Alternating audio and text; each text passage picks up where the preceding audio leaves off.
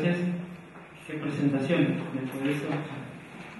Bueno, el agradecido en realidad soy yo, porque la verdad que en la era de internet, donde absolutamente todo lo que voy a decir se puede googlear y ir chequeando cuasi online, que venga tanta gente a escucharme a la tarde, ¿no? El jueves, la verdad que para mí realmente se los tengo que agradecer de corazón, porque es como un valor agregado, ¿no?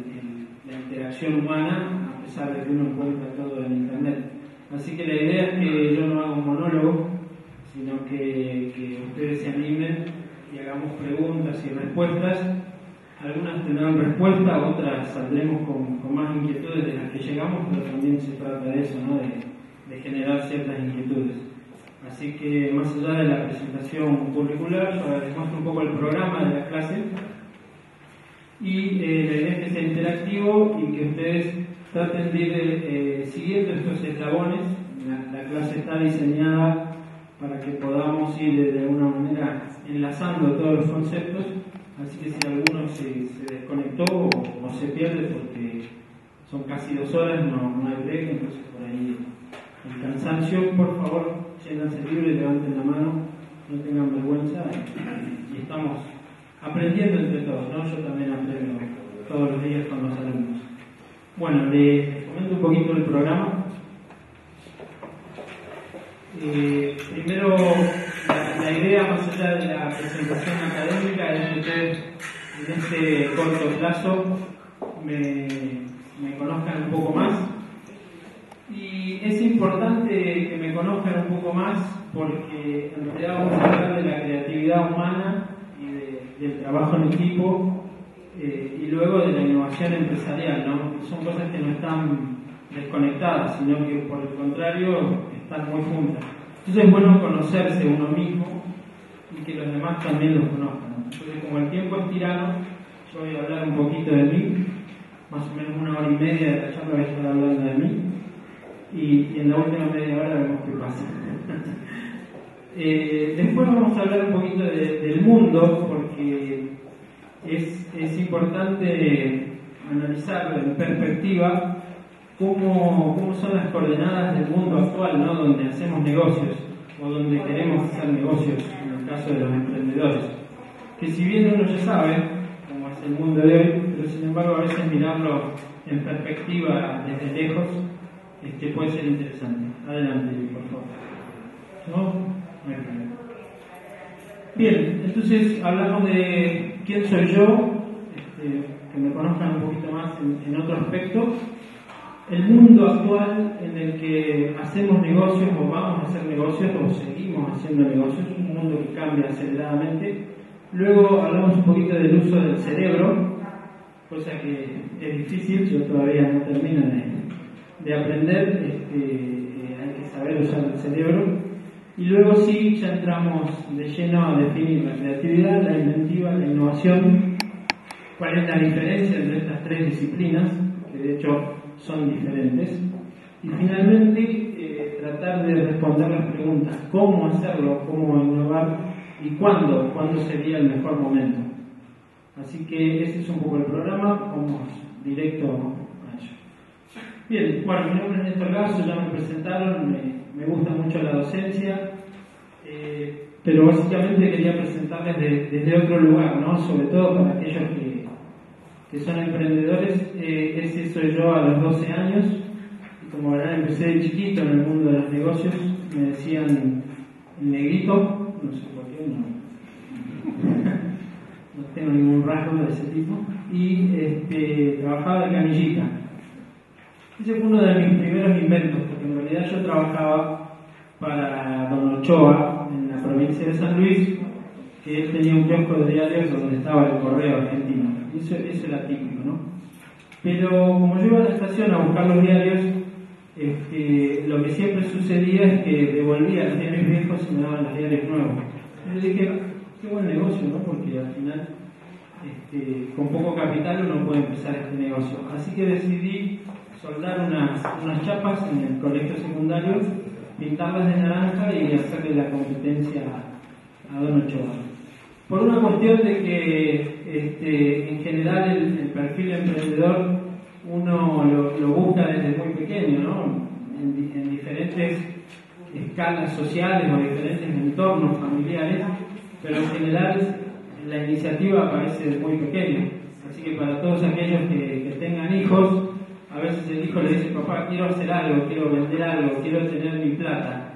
Y eso es muy bueno, ¿no? Tratar de ayudarlos. Yo he tenido esa suerte que siempre me han apoyado en mis locuras. Luego, yo ya empecé con temas de creatividad en esa etapa, ¿no? Ya desde muy pequeño trataba de buscar la manera de aplicar lo que aprendía. Y eso me quedó como costumbre, y no hay una edad determinada para hacer de esa costumbre. Uno con el conocimiento, lo que aprende, si no lo pone en práctica, no lo lleva a la práctica, de menor a mayor, ¿no? En algún momento el conocimiento no dura nada. Entonces, básicamente, siempre me gustó aplicar las cosas que estudio. Esta sería la otra etapa, ya más cordobesa. Verdaderamente se me cayó el pelo. Eso ya me doy cuenta todas las mañanas, mirá que el otro. ¿Por qué? ¿Por qué me toca ese tipo de gente que viene con ese pelo? Ahí. Bueno, me cayó el pelo, pero básicamente la música fue una etapa muy interesante en mi vida, y sobre todo para la creatividad.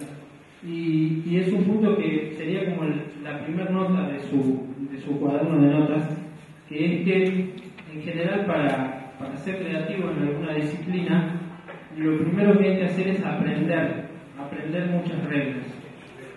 Y los músicos en general hacemos eso, aprendemos muchas reglas. Nos gusta tocar tango, jazz, blues, rock and roll. Y al aprender reglas, el cerebro va incorporando esas reglas. El desafío de la creatividad viene después, ¿no? De qué hacemos con todo eso. Entonces hay un primer concepto muy interesante que lo voy a repetir a lo largo de la clase, que es que siempre la creatividad surge de la combinación de cosas. Y el ser humano es creativo porque tiene la capacidad de combinar cosas que aparentemente no están conectadas. Entonces, cuando uno empieza a tocar tango y a la vez toca rock and roll, en algún momento fusiona y sale una música nueva, que puede ser original, le puede gustar a la gente, o puede ser que no le guste a nadie, pero a uno sí. Entonces, a partir de ahí nace la creatividad. Después hay una etapa muy interesante que hay gente muy joven, que es la parte de los hijos. Yo tengo dos, y la verdad que en el mundo actual, una nena adolescente y un pequeño que salió parecido a mí, y sí que hay que ser creativo para combinar la universidad, el trabajo, la familia y la demanda y las preguntas que te hacen los chicos de acá. Entonces, ese soy yo como padre. Y bueno, esta es la versión un poquito más actual, que es la del profesor. Pero sigo siendo el mismo en todos los aspectos. Por eso la verdad que esta primera parte, esta hora y media que voy a estar hablando de mí, quería que me conozcan desde ese lugar, ¿no? Emprendedor desde muy pequeño, con emprendimientos bastante básicos, como verán, a los 12 no puse una multinacional, tenía un kiosco de diarios. He fundado algunas empresas a lo largo de mi carrera, he fundido varias también en el camino, he tropezado y he tenido éxitos en algunos otros lugares, ¿no? Y un poco de eso se trata la vida, y un poco de eso se trata emprender, ¿no? Aquel emprendedor que dice que nunca fracasó no entra a la charla de emprendedores, porque todo emprendedor sabe que la verdad es que no existe una persona que no haya fracasado nunca, inclusive los más exitosos. Entonces vamos a hacer un tópico también especial para hablar sobre el fracaso, porque en realidad nunca hay fracaso si uno aprende del error, ¿no? Aprendí y eso es una ganancia. Entonces no hay que hacer ni apología del fracaso, pero tampoco autoflagelarse todo el tiempo por aquellos emprendimientos en los que uno inició y falló. Así que otra de las cuestiones importantes que quería mencionar con esto es que siempre somos la misma persona.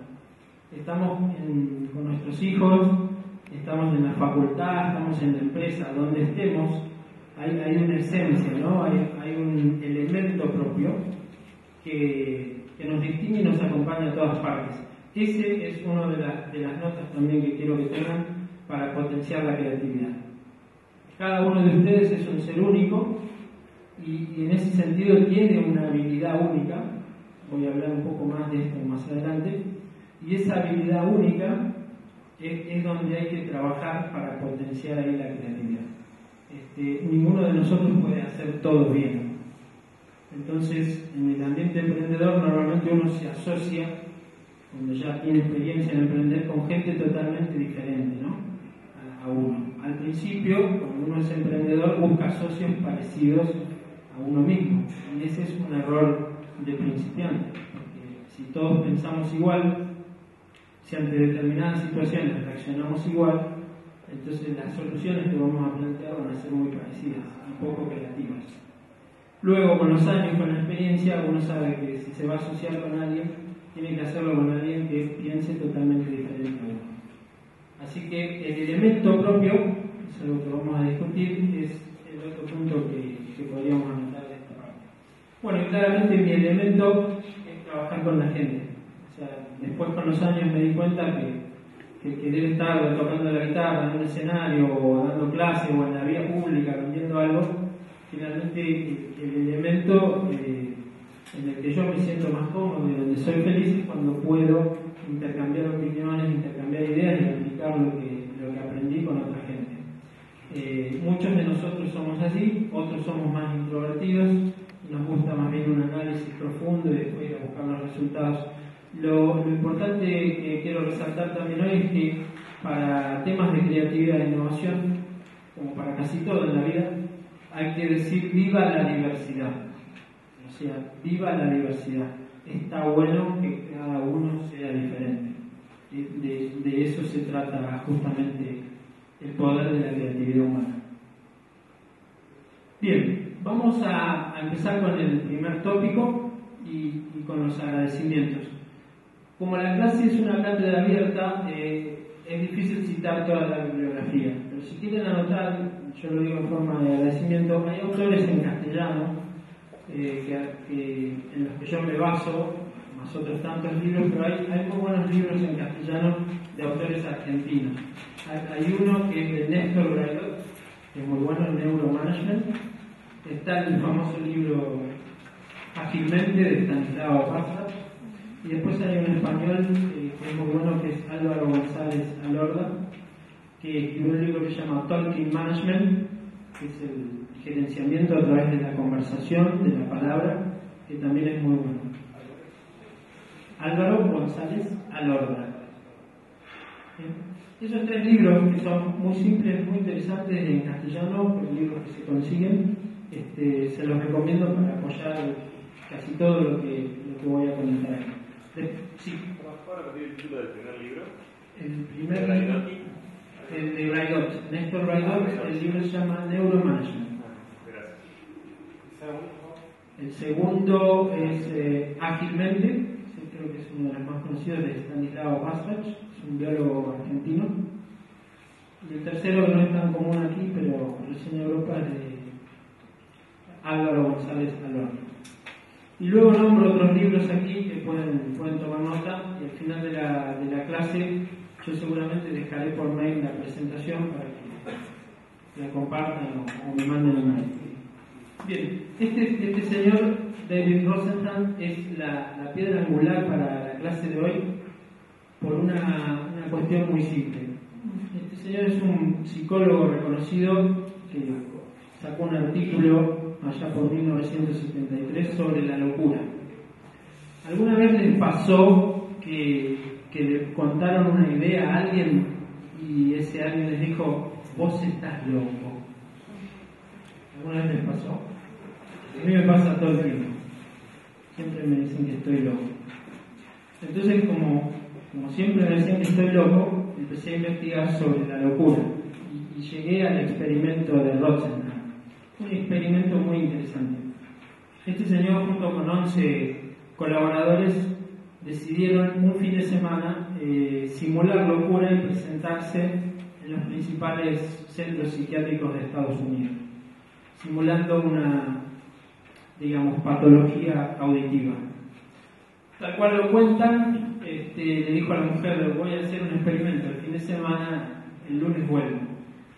Así que se presentaron en diferentes puntos del país diciendo que tenían trastornos y que escuchaban voces y estaban locos. Obviamente, ¿qué sucedió? Fueron admitidos. Los 11 fueron admitidos. Una vez ahí sacaron su libretita y empezaron a anotar lo que veían. Luego, pasadas las primeras 48 horas, fueron a decir: bueno, ya está, en realidad yo soy el doctor Rotzenham y esto era un experimento. Sí, claro, sí. Sí, todos lo conocemos, usted, doctor. Por favor, tome esta pastillita. No, disculpe, usted no me entendió, o sea, yo no estoy loco, yo no necesito la pastillita. Tome la seguridad. Entonces, los 11 fueron obligados a tomar la pastilla. Ellos cuentan que no la tomaban, la tiraban en el inodoro. Y lo que descubrieron es que en promedio los psiquiatras pasaban con ellos 7 minutos por día. Esa era toda la visita médica, toda la terapia, 7 minutos por día.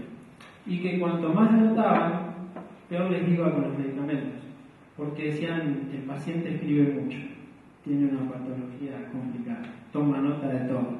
¡Pum! La pastillita. Los únicos que sabían que ellos no estaban locos, ¿quiénes eran? Los verdaderos locos, que decían que eran un grupo de médicos que se hacían pasar por locos o que eran periodistas.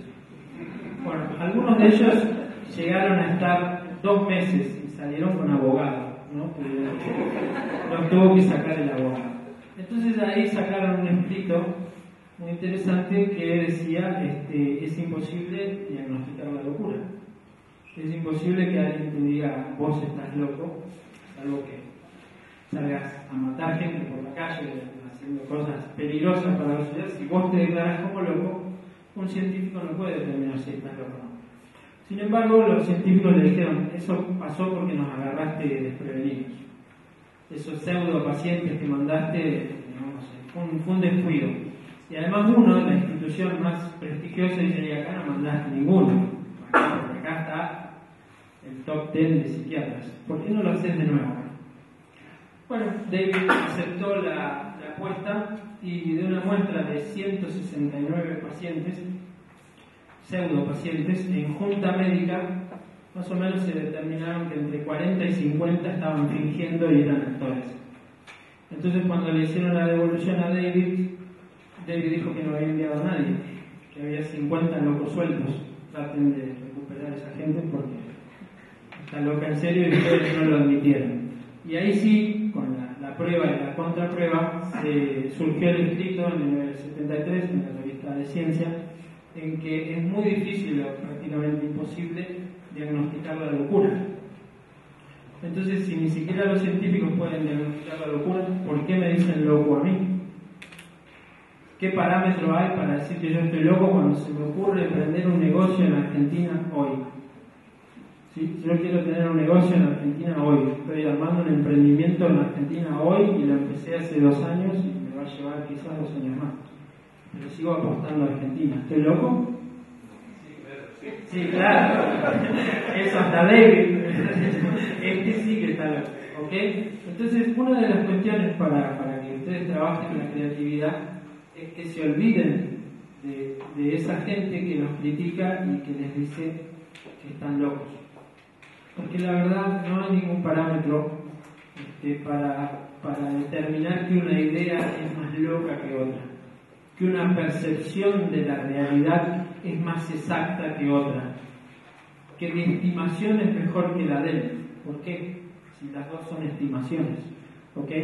Lo que vale sí es la experiencia, lo que hemos hecho, porque la experiencia es un valor agregado, pero a veces, aún así, con toda la experiencia, nos equivocamos, ¿sí? Porque el mercado se comporta de una manera, porque las cosas toman un giro económico que no conocemos.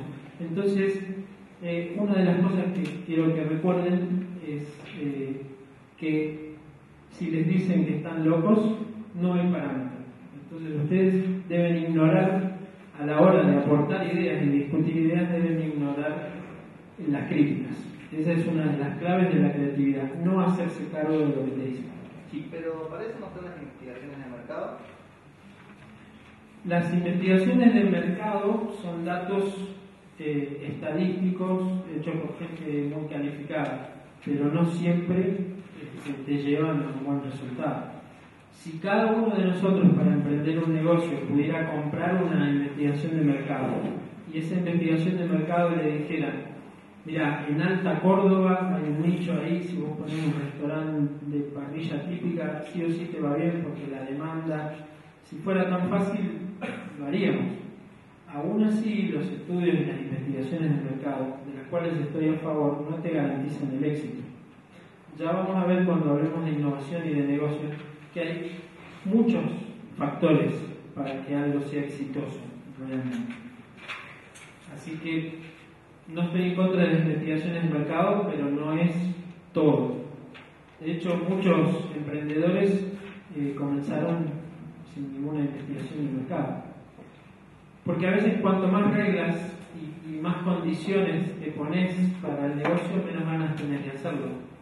O a veces cuanto más seguro estás de algo, si acá la pego, peor te va. Entonces hay un montón de factores socioeconómicos, culturales, tecnológicos, políticos. La investigación de mercado puede salir perfecta y después resulta que hay una ley que te prohíbe vender ese producto a esa hora. Y eso la investigación de mercado no te lo dijo. Por eso en general el emprendedor es una persona que piensa sistemáticamente y trata de analizar la mayor cantidad de variables que puede. Pero en algún momento hay que tirarse a la pileta. Muy buena tu pregunta. Bien, entonces, punto número 1, la locura y las ideas locas a partir de hoy están desterradas, ¿no? Cuando alguien diga, esa idea es muy loca, es mi idea, voy a tratar de llevarla adelante. Luego está este otro punto en la historia que también es muy interesante. ¿Sí? Este buen hombre, Phineas Gage, cambió el estudio del cerebro radicalmente, ¿no? Sin saberlo.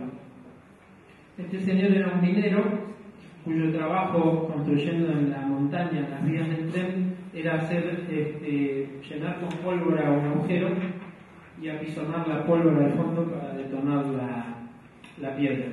Entonces un compañero de él pasaba delante de él y hacía los agujeros y ponía una resina para que no haga chispa con la barra para apisonar la pólvora, y él iba atrás poniendo la pólvora y apisonando con la barra.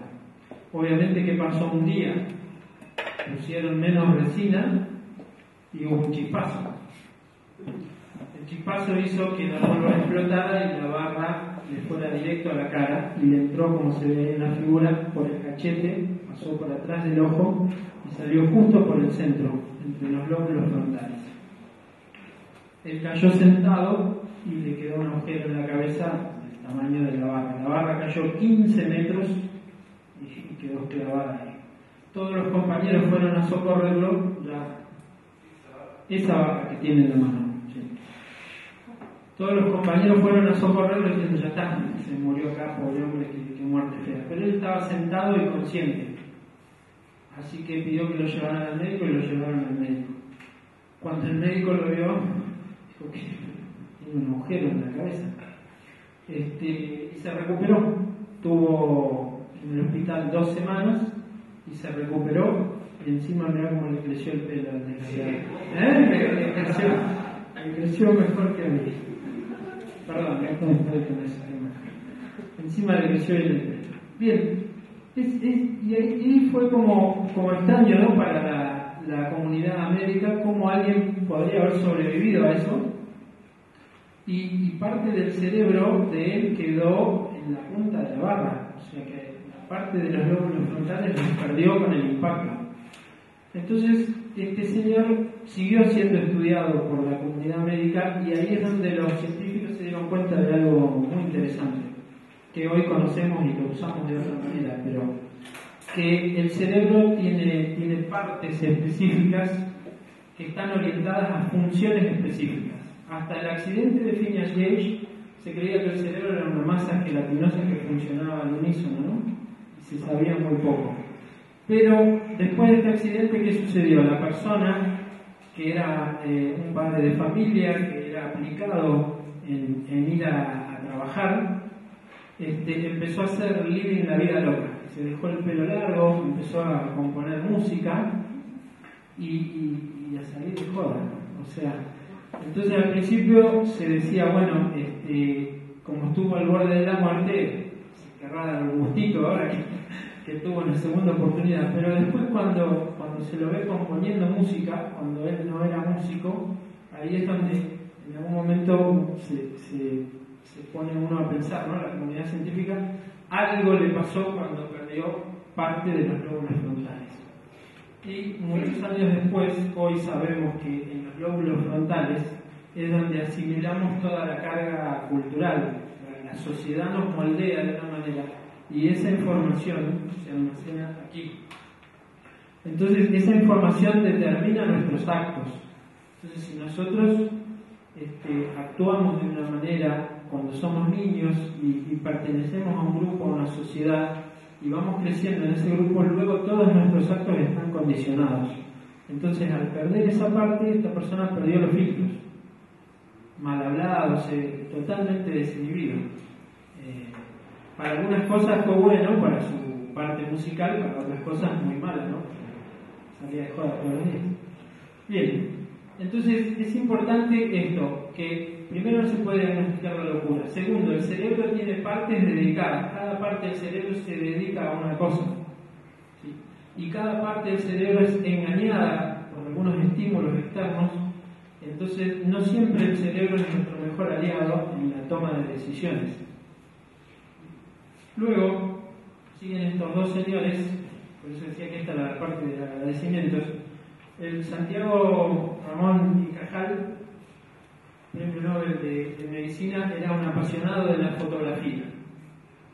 El presidente de la Sociedad Española de Fotografía, pero también era un médico, un neurólogo muy importante, un investigador. Entonces fue el primero que fotografió una neurona, fotografió las neuronas. Entonces, así es como vamos adquiriendo conocimiento. Primero, el cerebro no es una masa gelatinosa que funciona todo al unísono y para una sola cosa, sino que tiene compartimientos bien definidos. Segundo, tampoco es una masa completa, tiene células. Y esas células son las neuronas.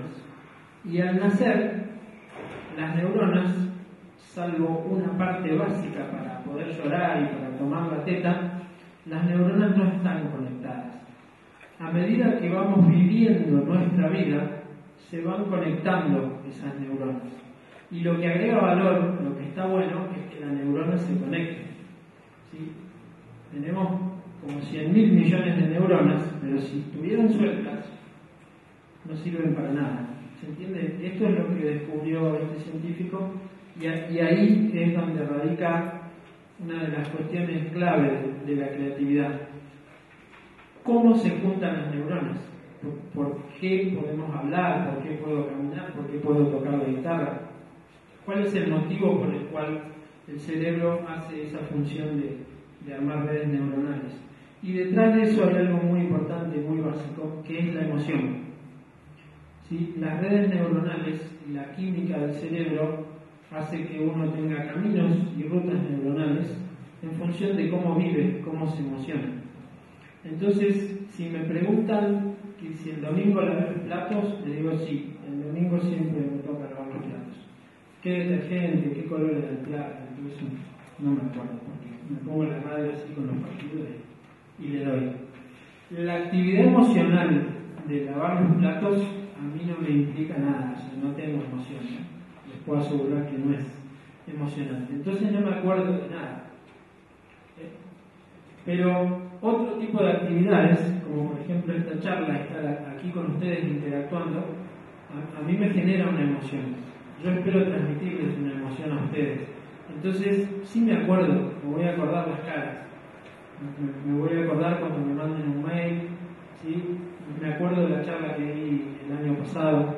Entonces, en función a la emoción y a la cantidad de energía emocional, es como nuestro cerebro redes neuronales.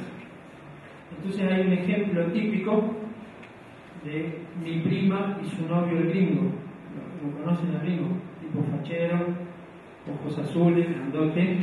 Mi prima estaba muy enamorada y el gringo era muy atorrante y la hizo sufrir, ¿sí? Pero bien gringo, tiene amarillo el pelo, ojos azules, bien de flaco, pero muy atorrante, muy mujeriego. Bueno, esas son cosas que pasan. Cuando mi prima se recibió de economista, fue becada para entrar a Techín por el promedio, así que toda la familia la apoyó y estábamos muy contentos en su primer día en Techín. Pero ella volvió después de las 6 de la tarde, de la primera jornada de trabajo, muy triste, casi llorando, diciendo que la iban a echar. Le preguntamos por qué, el primer día, ¿qué hiciste? Como dicen en Córdoba, ¿qué mongo echaste? ¿No? ¿Qué rompiste?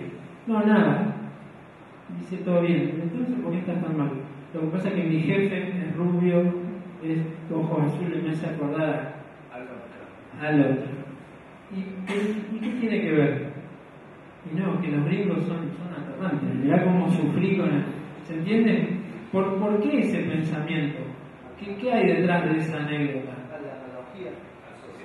La asociación, exactamente. La emoción tan grande que, para bien o para mal, que tuvo esta chica en su adolescencia, hace que cada vez que ve uno muy rubio se acuerde del atorrante. Pero eso no significa que todos los rubios son atorrantes. Eso me conviene decir a mí, que soy morochica, pero no significa que todos los rubios son atorrantes. Pero el cerebro funciona así. Si la emoción es muy grande, se genera una red neuronal, un camino que es como una autopista de concreto, infranqueable. Entonces, cada vez que viene un estímulo externo, el cerebro agarra por la autopista, ¿sí? No se fija a otros caminos. Entonces se va formando a través de nuestras emociones lo que se conoce como mentalidad. Se va formando una mentalidad. Como me decía un amigo en una universidad de Perú, es más difícil cambiar una mentalidad que mudar un cementerio, ¿sí? Y la verdad que es realmente así. Cuando uno tiene una mentalidad forjada a través de fuertes emociones, es muy difícil cambiarla, porque tiene un costo para el cerebro. Construir esa ruta, esa autopista, tuvo un costo. El cerebro lo quiere evitar. Entonces después hacer una autopista al lado que va para otro camino, el cerebro no lo quiere hacer, trata de evitarlo. Entonces ahí entra en juego la voluntad que uno le pone para cambiar la mentalidad. Entonces estamos luchando todo el tiempo entre la vagancia propia de la genética del cerebro y nuestra fuerza de voluntad en cambiar nuestra mentalidad. Lo que está claro es que en el mundo de hoy, si no cambiamos la mentalidad cada tanto, nos va muy mal. Hay que hacer como un update de cosas, ¿no? Entonces yo veo empresarios como consultor o como directivo o como profesor que dicen, yo tuve éxito, a mí me fue muy bien antes con esto, no entiendo ahora qué me pasa. Y porque ahora el mundo cambió, lo que fue un éxito ayer, hoy es tu problema, ¿sí? Tu solución de ayer es tu problema hoy. Tenés que cambiar la mentalidad. Y eso es muy difícil. Al igual que mi prima, que al día de hoy sigue viendo un gringo y se asusta, es muy difícil cambiar la mentalidad. Con lo cual, cada uno de nosotros tiene una red neuronal, una red de autopistas muy diferente. Porque ¿alguno de ustedes nació en Montevideo? No. ¿Alguno de ustedes fue a la primaria en Buenos Aires? Hizo la secundaria en San Luis, puso un kiosco de diario, toca la guitarra, tuvo el pelo largo. Es decir, yo tengo una mentalidad y un play and record que apreté cuando empecé a vivir y a emocionarme, que es muy diferente a la de ustedes. Y cada uno de ustedes tiene otro. Entonces el verdadero poder de la creatividad humana está en poder asociarse con otros mentalmente y admitir algunas ideas de otra persona y empezar a cambiar la mentalidad juntos. ¿Se entienden? O sea que el verdadero poder de la creatividad es mi creatividad, quién soy yo como persona, pero también qué hago con esa información que yo tengo al compartirla con otros. Entonces siempre el mayor logro está en el equipo. Cuando nos juntamos entre los seres humanos es cuando brillamos. No existe, digamos, ni siquiera Steve Jobs, que se lo conoce como el gran innovador del siglo, ni siquiera él estuvo solo, ¿no? Él tenía sus virtudes, pero también sus defectos. Pero aquel que diseñaba, el que trazaba las líneas de cada computadora no era él, era otra persona. Entonces siempre hay que rodearse de otra gente y tener en cuenta que el cerebro es casi perverso en eso. Entonces una idea nuestra que lleva muchos años en la cabeza y que fue producto de una gran emoción, tuve una empresa, me fundí, me agarraron con esto, me tiraron, me hizo juicio, después nos cuesta mucho salir de esa emoción. Cuando ganamos mucho dinero con algún emprendimiento nos pasa lo mismo. Creemos que siempre vamos a ganar la misma cantidad de dinero haciendo lo mismo. Entonces cuidado con la trampa del cambio de mentalidad. ¿Me siguen hasta acá? Bien. Y el otro que está en la foto, que seguramente en un par de años me voy a peinar así, no fue muy innovador en el peinado. El otro se llama Heinrich Altschuler, era un ingeniero naval ruso, el cual diseñó un método para estimular la creatividad y la inventiva muy interesante. Sería, si se quiere, toda una charla para otra cátedra abierta, pero simplemente les dejo el título porque es muy interesante, se llama TRIZ, Teoría de Resolución de Problemas de Inventiva. Lo que descubrió este ruso es que estudiando las patentes de los inventores uno puede seguir ciertas reglas y empezar a pensar como lo hace un inventor. Por eso en este capítulo de la clase yo lo que les digo es: ¿creativo o inventor se nace o se hace? Y la respuesta es ambas cosas. Algunas personas nacen con esa capacidad y otras, como en mi caso, no, pero nos podemos formar, podemos estudiar, podemos practicar y nos sale relativamente bastante bien con metodología que vamos a ver. Sí. ¿Cómo saber que no naciste creativo? No, la medida del éxito en la creatividad es tu propia medida.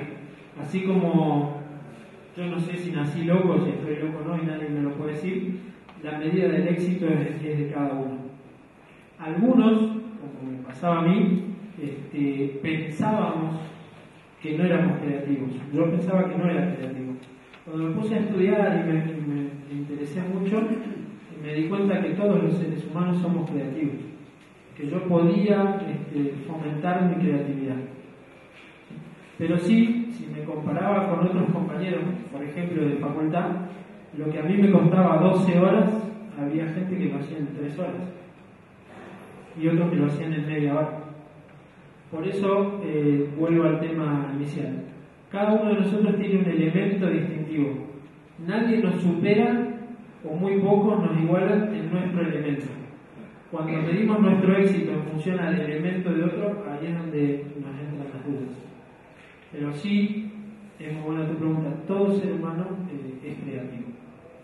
Pero algunos, y los que patentan, por eso me encanta el método TRIZ, los que patentan tienen una habilidad especial, ¿no? Que te den una patente significa que acabas de inventar algo que no estaba en el planeta antes, por eso la patente es tuya, o de varios, ¿sí?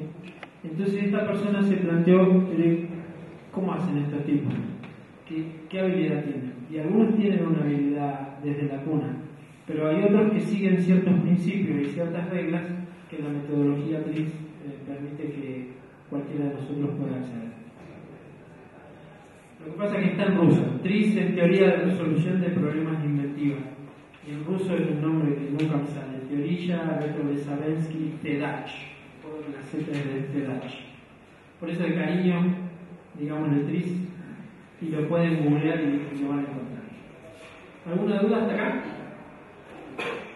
Bien, después está un libro muy recomendable, a lo mejor ya lo leyeron y ya lo usan, de Tony Buzan, que es Usa la cabeza.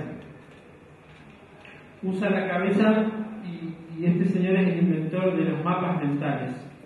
Porque ahora les voy a mostrar algunas simulaciones de la PC, pero las redes neuronales se parecen mucho a los dibujos de Tony Buzan. Entonces, si uno quiere plasmar una idea o un conjunto de ideas en el Excel o en el Word, no puede, como que enseguida se te complica y el tamaño de la celdita ya te limita o donde la quieras escribir. Si tenés un papel y un lápiz y empezás a irte por las ramas, como lo plantea Tony, desde una idea central, tu mundo cambia, tu idea se enriquece. Entonces hoy hay softwares gratuitos, hay un software que se llama FreeMind, que pueden bajar gratis, totalmente gratis, tiene como una mariposa, es el logo, FreeMind, sería mente libre, y te deja hacer todos los mapas mentales que vos quieras.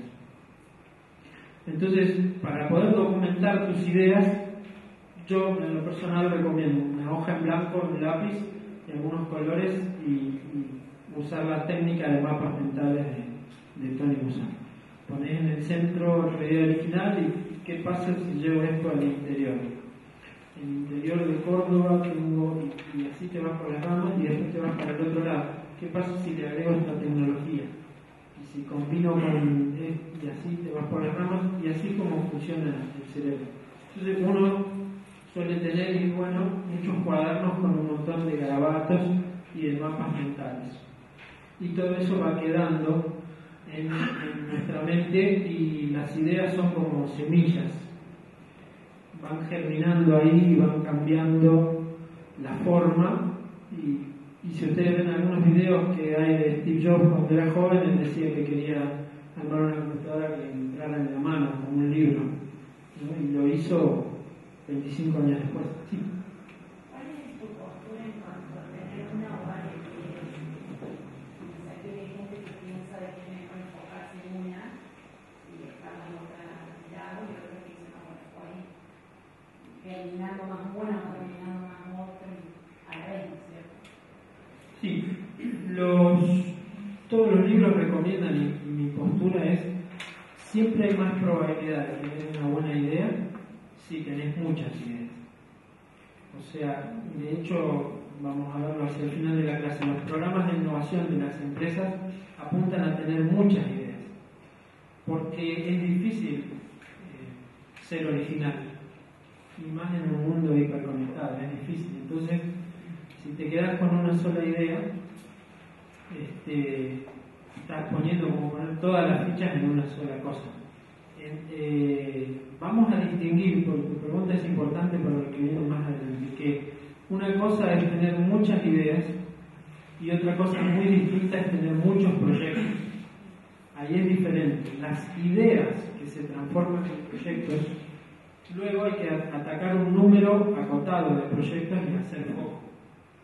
Pero ya es un proyecto, ya es un caso de negocio, porque si no, sí sería el equivalente a tratar de llevar 4 o 5 negocios de distintos rubros al mismo tiempo.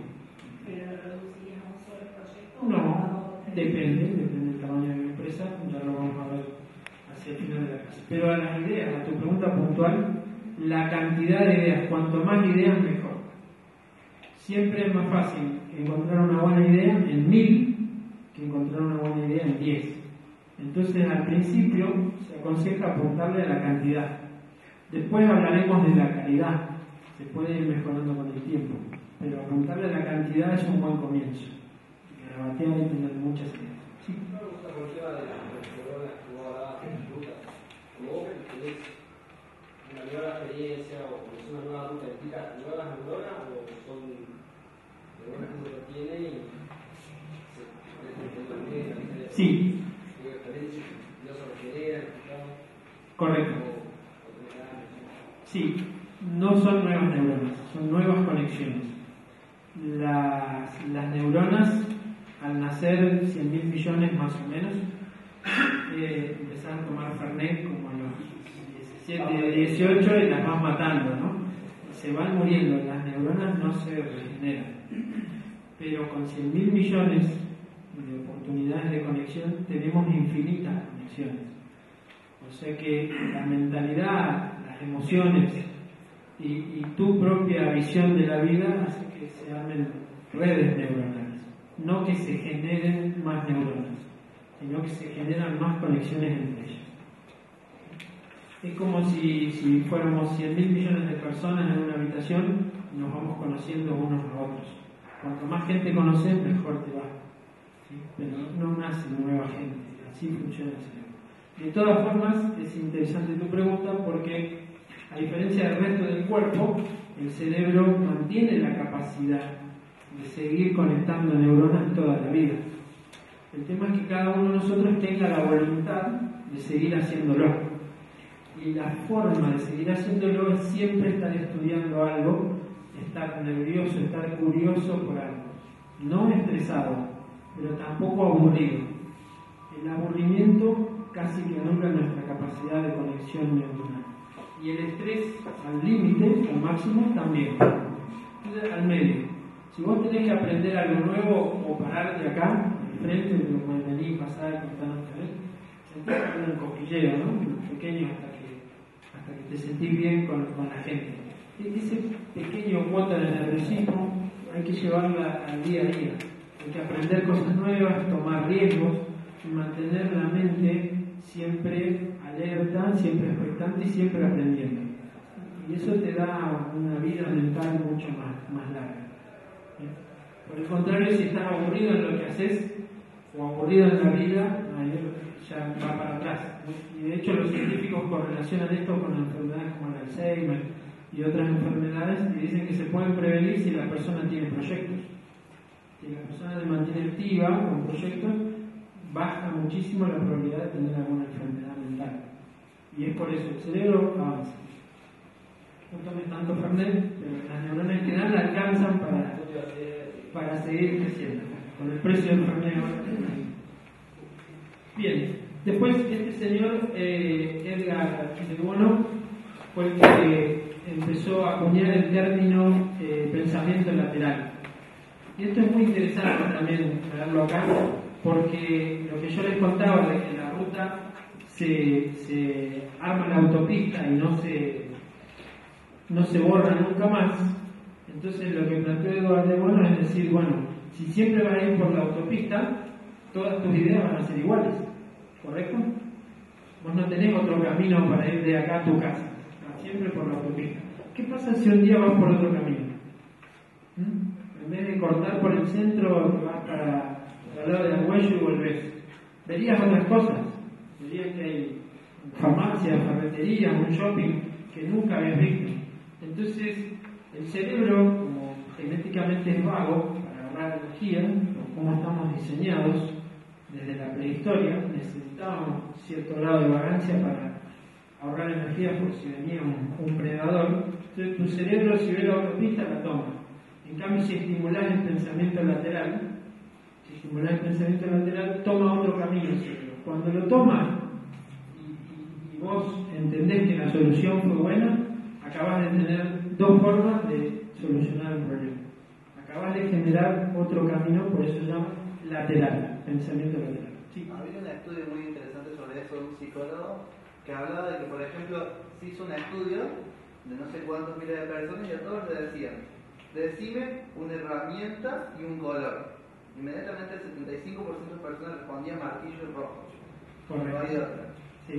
Eso es porque el cerebro utiliza muchos atajos para ahorrar tiempo, para poder abarcar la mayor cantidad de información posible.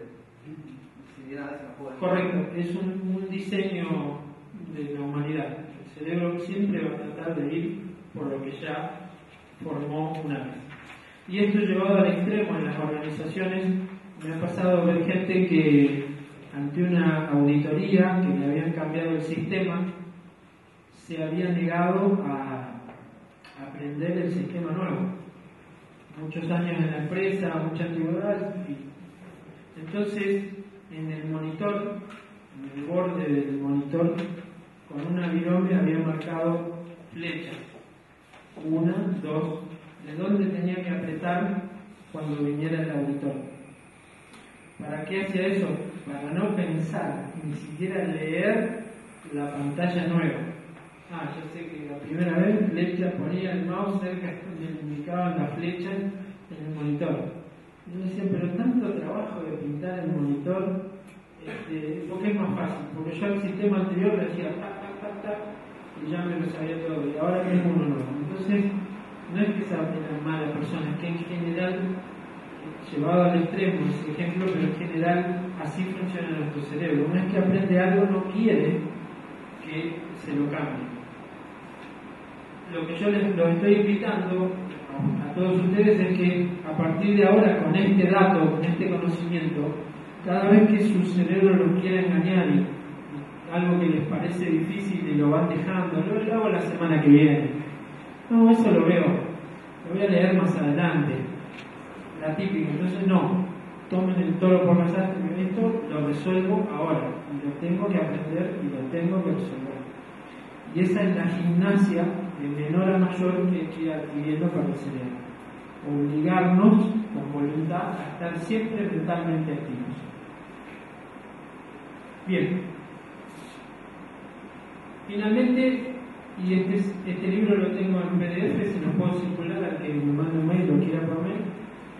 El señor Sir Ken Robinson recibió el título nobiliario por su aporte al colegio y a la educación y a la creatividad. Uno de los primeros, y de hecho creo que el descubridor de que cada uno de nosotros tiene un elemento, por eso el libro se llama El Elemento. Cada uno de nosotros es bueno en algo y si nos entrenamos un poquito pasamos de bueno a excelente. Ahí le damos toda la ganancia y toda la potencia a nuestro cerebro en nuestro elemento. Cuando queremos competir en algo que no es nuestro elemento, pasamos de malo a no tan malo o a mediocre y desperdiciamos nuestra capacidad creativa. En el libro de este señor hay ejemplos como el creador de Los Simpsons, que de chiquito no lo dejaban dibujar, porque gastaba mucho papel y dibujaba cosas deformes. Pero él amaba tanto dibujar y sus dibujos deformes que terminó siendo el creador de Los Simpsons. Elvis Presley, que fue sacado del coro. Una maestra de Liverpool tenía 4 de los Beatles en el aula de música, pero no lo dejaba tocar juntos porque hacían mucho ruido. Es decir, lo que descubrió es que la escuela a veces nos juega en contra. Nosotros tenemos un elemento, por ejemplo, yo que me gusta charlar con la gente, compartir ideas, creo mucho en la colaboración humana, pero entonces yo era el copión. Vos estás hablando, te estás copiando, el examen tiene que ser que lo resolvemos solo. Y la verdad que después en la vida profesional nunca resuelvo nada solo. No rindo exámenes solo, yo tengo un equipo de trabajo, formo parte de un equipo de trabajo y en general eso se lo conoce más como colaboración que como copiarse. Pero para el colegio es copiarse. Entonces a partir de los libros de Ken Robinson empezó a cambiar mucho la educación en los colegios. Bueno, hay algunas gráficas de sus conferencias y todo, ¿no? que lo que dicen es los niños ahora con tanto poder de información y de acceso a la información, ¿cuánto dura un chico mirando un pizarrón negro con la tiza blanca y un profesor explicándole? ¿Cuánto dura un chico prestando atención? ¿Cuánto duramos nosotros en una clase así? Muy poco, porque ahora justamente estamos en la era en que el cerebro es invadido permanentemente por distracciones. Entonces, la mayoría de los chicos con ciertas habilidades distintivas no les va bien en el colegio. Quizás son excelentes en matemática y deberían estar en 7º grado o 6º grado en matemática, pero en lengua no pasan de primero. Sin embargo, se los obliga a que hagan la matemática de primero, de segundo, y no se lo ve como un niño hábil para la matemática, que quizás es su elemento. Otros niños cantan y bailan todo el tiempo y la matemática no se les da. Pero la parte artística es de lo mejor, pero no pueden ir al teatro o con los más grandes. Claro, o hiperquímica. Entonces está muy estructurado el colegio para la era actual. Y cada uno de nosotros tenemos un desafío adicional. Nuestro colegio fue muy estructurado. Según aquí hay gente muy joven, pero todavía sigue siendo muy estructurado. Entonces, al desafío que nos enfrentamos ahora, no importa la edad que tengamos. Si queremos emprender, ser exitosos, es a desestructurarnos un poco. Fíjense estas estadísticas de los estudios de Sir Ken Robinson. Voy a hacer un poquito rápido acá. Vamos a hacer un test de creatividad y abordamos la estadística para empezar a jugar un poquito con ustedes. Aquellos que tengan una hoja y un lápiz, creo que la mayoría, ¿no? ¿Sí? Yo les voy a dar un ejercicio y vamos a ver qué resulta. Así no hablo tanto. Avísenme, ya están, tienen una hoja y un lápiz. Bien. Es un ejercicio muy difícil, muy complicado. ¿Sí?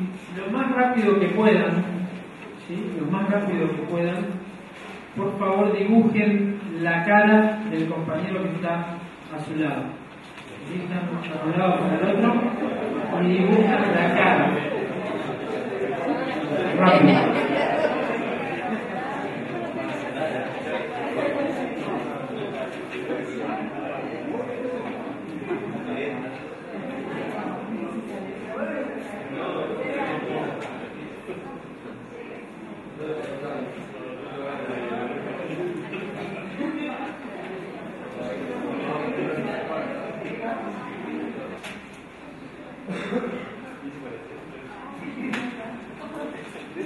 Se acabó el tiempo.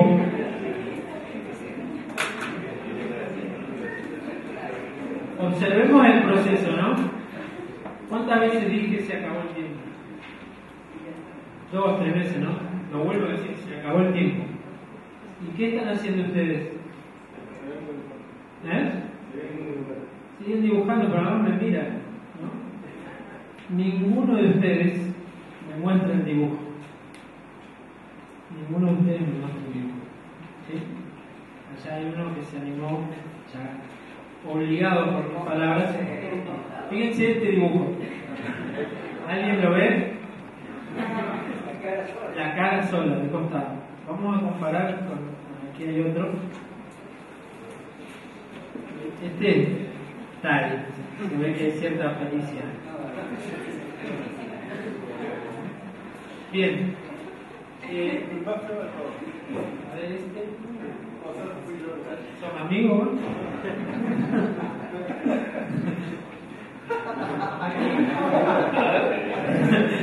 Por eso le pregunté si había cierta amistad. Si no son amigos, después de esto, no sé. Bueno, el proceso es lo más importante en este ejercicio. El proceso es más importante que el ejercicio en sí. Y el proceso tiene que ver con algo que nos pasa a los adultos.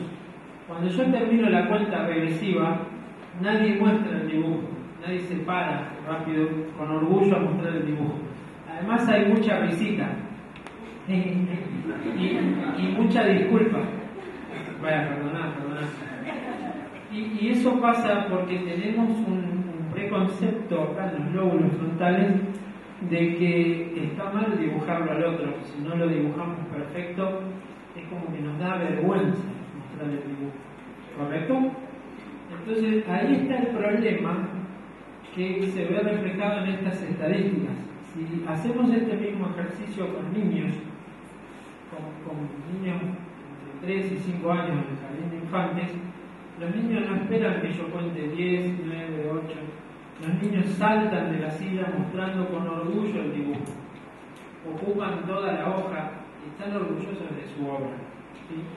Y de hecho son dibujos mejores que los de ustedes. Ese está bueno. Vos sos dibujante, Teresa.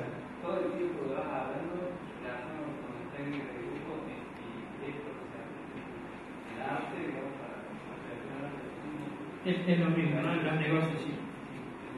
Y tu dibujo está muy bueno. Porque acá se nota que no lo sabe. Pero todos queremos ser como él, si nos dan el ejercicio. Todos los adultos queremos dibujar bien, pero somos de madera. ¿Sí? Todos pueden. Todos pueden. Todos pueden. Ahí. Yo hacía lo mismo que cualquier otro. Ahí está. Ese es el punto. Todos pueden, y los niños lo saben. Todos los niños saben que pueden y les gusta y lo muestran con orgullo. Entonces, la clave de la creatividad, todo ser humano es creativo, pero a medida que vamos creciendo, nos van educando, vamos aprendiendo las reglas, y llega un punto que nos da mucho pudor algunas cuestiones, nos da vergüenza. Y ahí tenemos la principal barrera a la creatividad, la timidez. Por eso las estadísticas. Fíjense, estos test de creatividad hechos entre los 3 y los 5 años revelan una capacidad creativa del ser humano del 98%. ¿Correcto? En la escuela primaria, al salir de la primaria, nos queda el 32%. Hay una baja, ¿no? La secundaria. Sí. Y bueno, y aquellos que han terminado la universidad, sí, el 2%. Entonces, ¿esto qué significa? ¿Que la escuela es mala? No. No estoy diciendo que no hay que ir a la escuela o que saquen a los chicos del colegio. Lo que estoy diciendo es que ninguna escuela nos prepara para la disciplina de la creatividad. Ninguna escuela tiene como materia la creatividad y la innovación. Ahora, a partir de los estudios de Ken Robinson, algunas sí. Entonces, la música, el deporte, el dibujo y las artes son importantísimas en nuestra vida.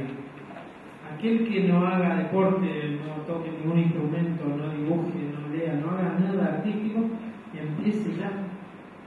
Nunca es tarde para empezar, porque es la forma que tenemos de mantener y estimular nuestra creatividad. Sí. Yo me acuerdo que mi hermanita siempre tuvo habilidad para la matemática. A los 6 años ya hacía multiplicaciones, y a los 8 hacía multiplicaciones grandes como 32 por 8 mentalmente.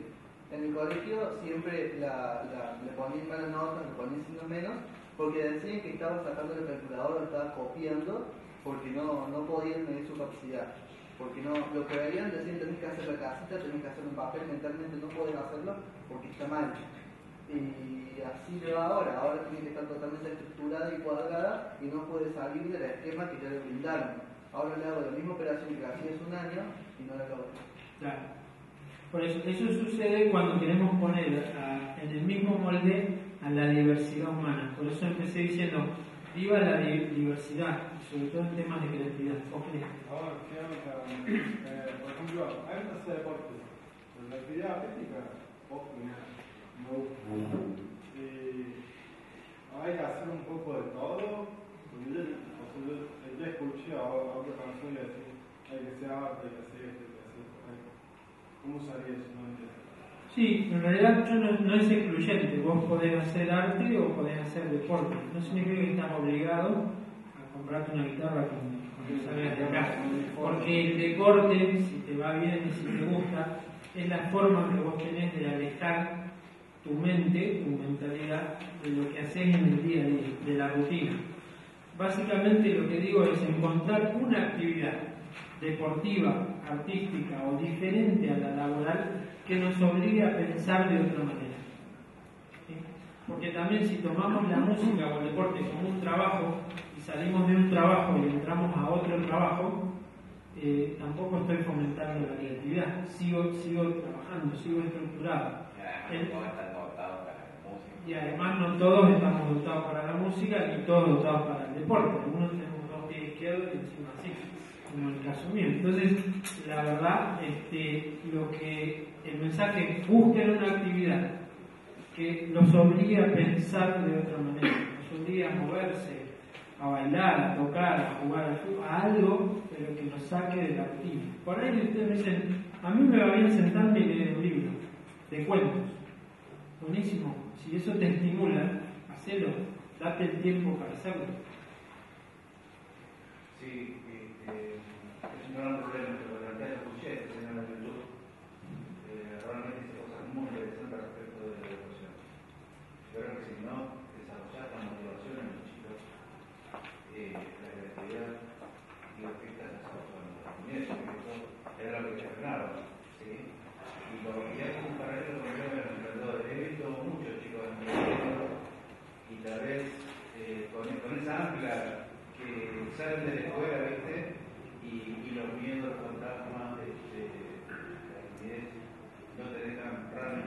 Sí, y ese es el término correcto, el ancla, o otros le decimos la mochila. Está muy bueno el colegio, la universidad, es buenísimo porque aprender, yo le dije al principio como los músicos, hay que aprender muchas reglas. Pero una vez que las aprendemos hay que tener el coraje y la personalidad para romper las reglas, si no, no vamos a hacer nunca nada original, hay que correr riesgos. Entonces, si salimos con un librito que nos dieron y aprendimos todas las reglas del librito y no hacemos otra cosa que seguir el librito, se acabó nuestra creatividad, queda en el 2%, se acabó lo original. Entonces, el librito está bueno, pero es bueno tener 2 o 3 libritos, es bueno tener un par de anteojos naranja, pero a veces cambiarlo y ponerlos azules, ¿se entiende? Sí, eso es lo que estoy diciendo, que cuanto más oportunidades le den a su cerebro de hacer cosas y pensar diferente, ahí es cuando potencian la creatividad. Pero además hay algo importante, yo descubrí mi elemento de grande. A lo mejor ustedes ya de chicos ya saben lo que querían ser y lo descubrieron, y a lo mejor algunos de ustedes se lo van a plantear a partir de esta charla. Es decir, hay algo en que se nos da mejor que cualquier otra cosa. El tema es que si en el colegio no nos ayudaron a descubrirlo, avivarnos nosotros y descubrirlo. ¿Cuál es mi elemento? ¿En qué se me va el tiempo y no me doy cuenta? Empecé a preparar esta clase, la di el año pasado, pero quise hacerlo un poquito mejor y empecé la semana pasada. Pero anoche estuve hasta las 2 de la mañana y no me di cuenta. ¿Por qué lo hago? Porque no me doy cuenta, porque me gusta. ¿Se entiende? Entonces, ahí está mi elemento. ¿Cuál es el de ustedes? ¿Cuál es el elemento de ustedes que están hasta las 2, 3 de la mañana y no se dieron cuenta que son las 3 de la mañana? Vos dibujando, pintando. Muy bien. Ustedes. ¿Puede medir la creatividad con tanta precisión? ¿Por qué no se puede medir igual la locura? Esa es una buena pregunta, no sé si tengo la respuesta, porque la locura, según los estudios de este señor, nadie se dedica a la persona.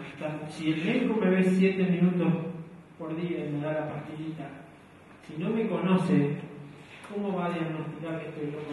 ¿Sí?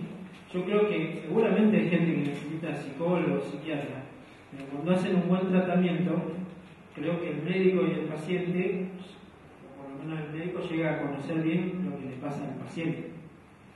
En temas de creatividad hay una analogía. Si vos no te conoces a vos mismo, cuál es tu elemento y todo, difícilmente puedas potenciar tu creatividad.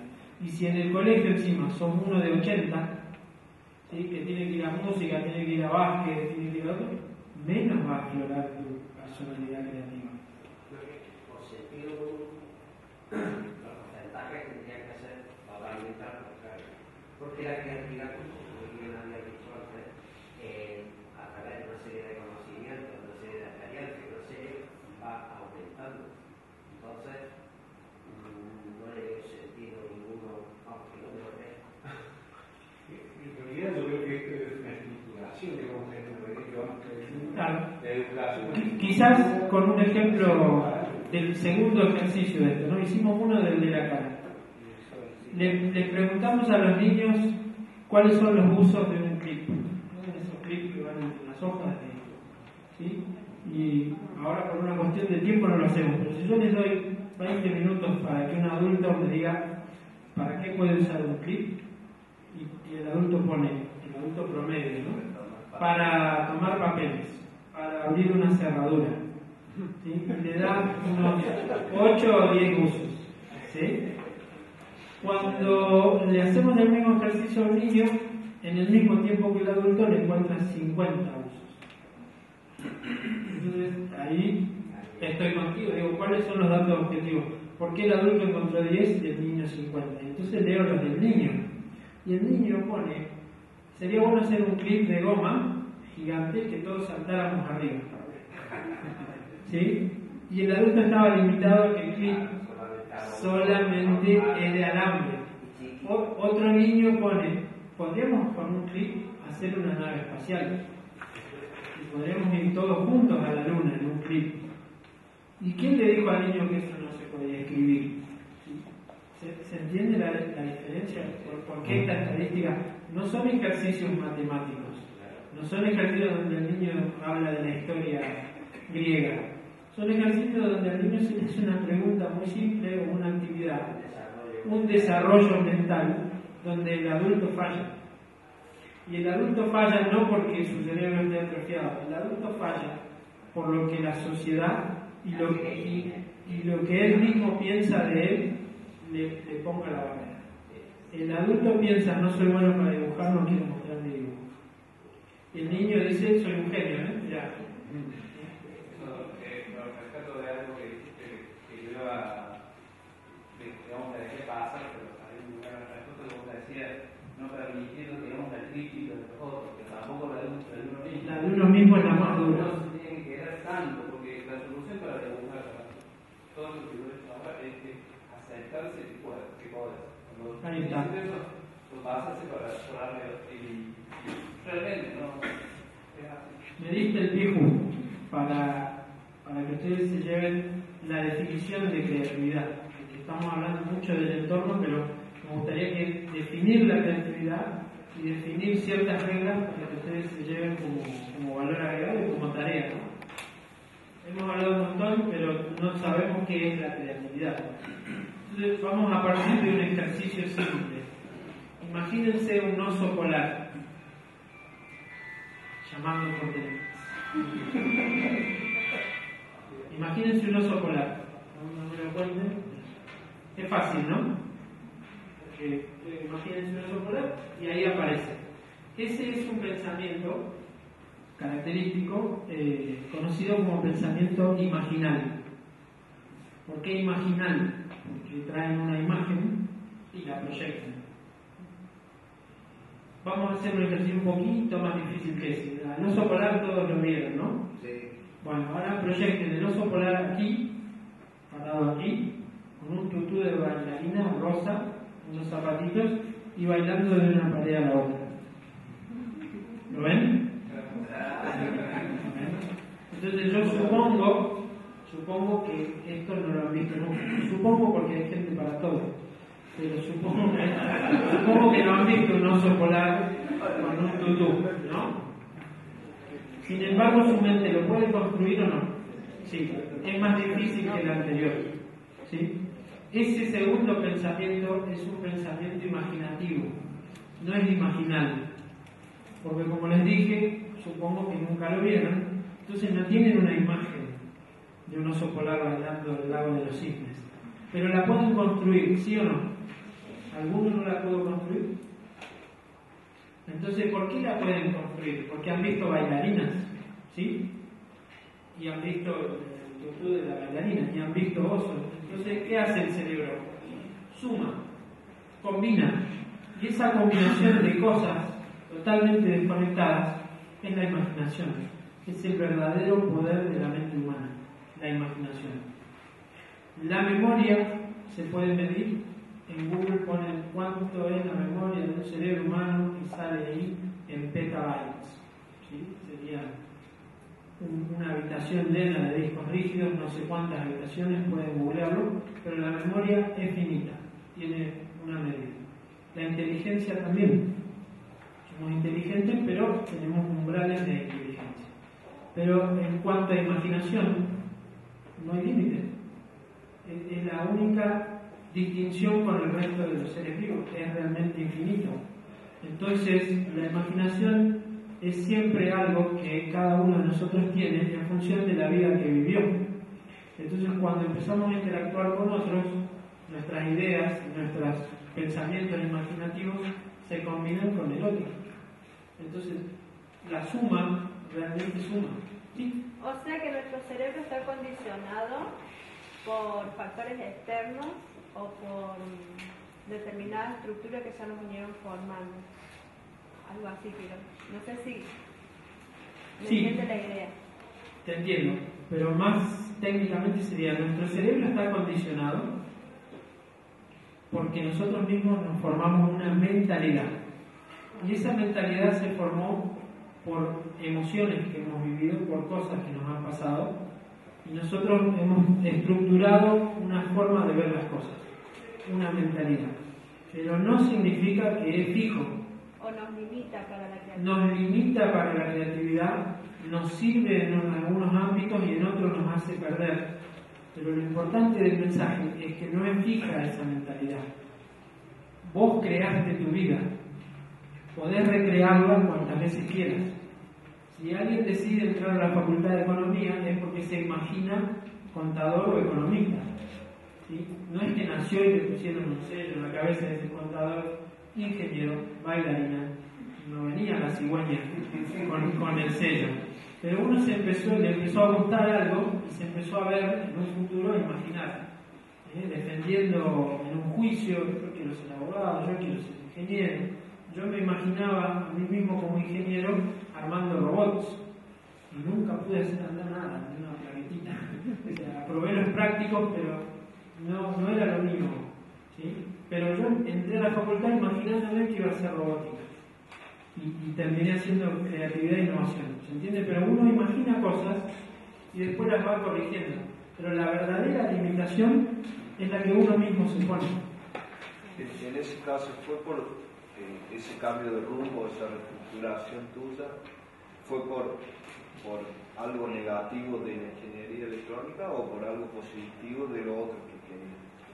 No, fue porque encontré mi elemento y digamos hay que tener la autocrítica o a veces la humildad suficiente para darse cuenta cuál es tu elemento y cuál no.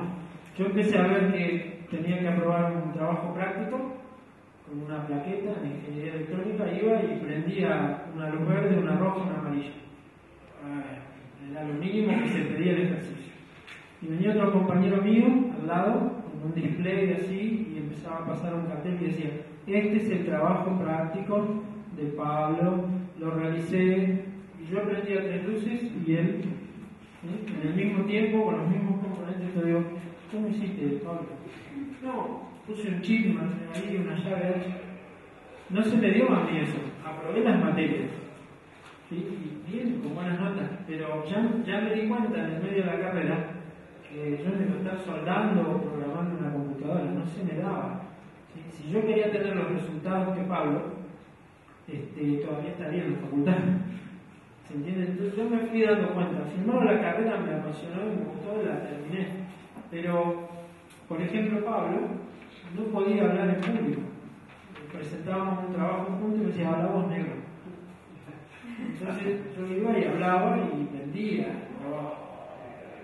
¿Se entiende? Entonces uno va encontrando así su elemento.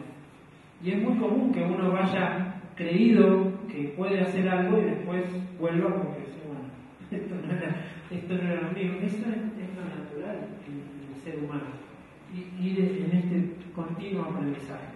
Por eso digo que lo importante es encontrar realmente en qué soy bueno, cuál es mi elemento, y ahí es donde vos encontrás la felicidad y si encima te ganas la vida con eso, ¿no? Esa es la búsqueda. Pero bueno, la creatividad entonces, vamos a descubrirla para que no se nos vaya a acabar. La creatividad entonces es la capacidad de poner la imaginación en marcha. ¿Sí? ¿Y la imaginación qué es? Es la combinación de pensamientos.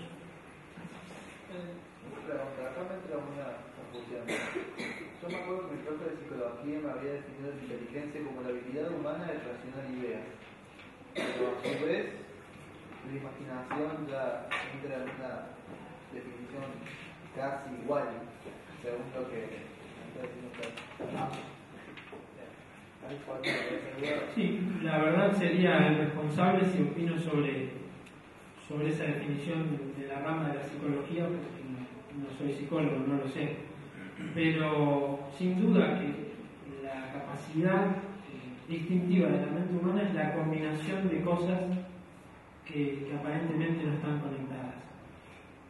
Que se le llame inteligencia o creatividad, hay una diferencia, ¿no? Porque hay 8 tipos de inteligencias, ¿no? Hay inteligencia emocional, entonces tampoco es que los seres humanos somos inteligentes para unas cosas, sino que hay diferentes. Entonces es un terreno mucho más para investigar y para debatir. Pero sí te puedo asegurar que en términos de creatividad, la capacidad esa de poner la imaginación en marcha, de combinar cosas que aparentemente no estaban combinadas, es lo que nos distingue. Y es lo que ustedes tienen que hacer permanentemente si quieren innovar. Tienen que buscar planos que no se conectan. Por ejemplo, Steve Jobs inventó el celular. No, ya existía en la Segunda Guerra Mundial. ¿Inventó el MP3? No, ya existía. ¿Inventó la pantalla táctil? No. Entonces no inventó nada. ¿Qué inventó? ¿Qué inventó Steve Jobs? Que se hizo famoso. El iPhone. ¿Y el iPhone qué es? Es la combinación de tres cosas. Está la tecnología, la pantalla táctil, la música, el MP3, el celular. Entonces se lo reconoce como gran inventor, gran innovador de una combinación de cosas. Y así funciona el cerebro humano. Siempre estamos combinando cosas que hizo otro. Por eso lo importante de trabajar en red, de trabajar en equipo. Entonces la definición de creatividad es esa, una de las definiciones, ¿no? Es la capacidad de poner la imaginación en marcha. Y tiene tres reglas básicas. La primera regla de la creatividad es creérsela. Por eso digo que él me dio el pie justo. ¿Sí? Si ustedes no se la creen, no van a ser nunca creativos. ¿Sí? Por eso siempre se pone el ejemplo de los niños, ¿no? Como ellos hacen su construcción manual y es lo mejor que hay. Se lo muestran con orgullo y el adulto no lo hace. Por eso la estadística tuya, que no te siga atrás. Entonces, la primera regla de la creatividad es creérsela. ¿Sí? Ser humilde hacia el exterior, tener una buena relación. ¿Sí? No estoy diciendo creérsela en el sentido de caminar así, superior al resto de los seres humanos. Nada que ver, muy humilde en el exterior, pero hacia adentro, muy seguro, muy convencido de que esto me va a salir bien. La segunda regla de la creatividad es combinar dos o más cosas. ¿Sí? Siempre de la combinación surge la originalidad. Y la tercera regla de la creatividad es hacerlo lo más rápido posible. La velocidad en el mundo actual, por eso les dije que iba a hablar un poquito del mundo actual, en la que hacemos negocios, la velocidad es un factor clave. No hay nada más difícil hoy que ser original. Porque si a ustedes se les ocurre cualquier idea, pónganla en un buscador, apretan Enter y van a ver cuántas veces la hicieron, cómo la hicieron y las 80 formas de hacer la idea que ustedes acaban de tener. El tema es que la idea les tiene que servir para ustedes, para su negocio. Pero si realmente están convencidos de que es buena, ejecútenla lo más rápido posible.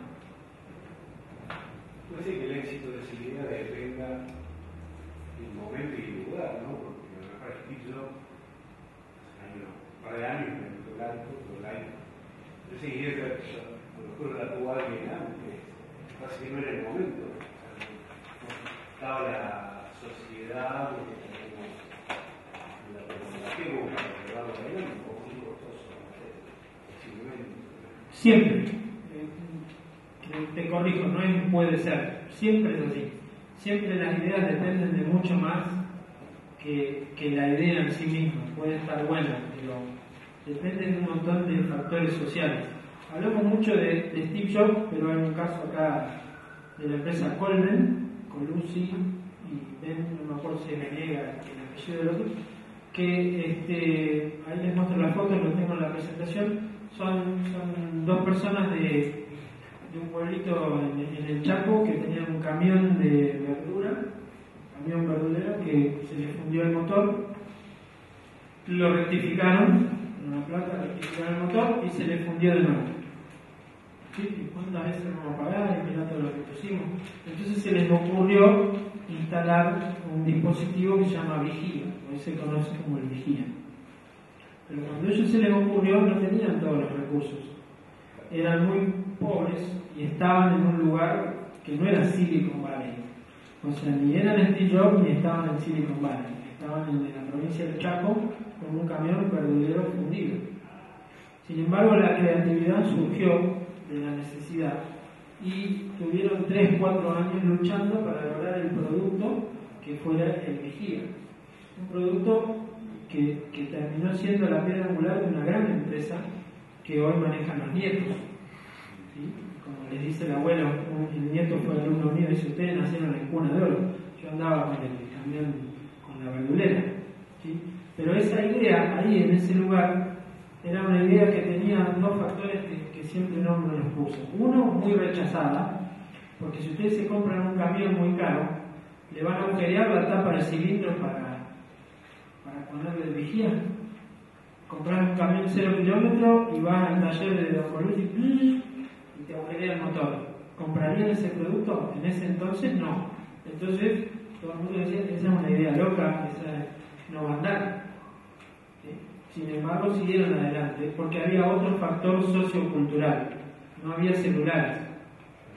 Entonces, si tú eras dueño de 4 o 5 camiones y mandabas a los choferes, y el chofer fundía el camión en la ruta, te podía llamar a decir: venime a buscar, se quedaba ahí varado hasta que alguien lo rescatara.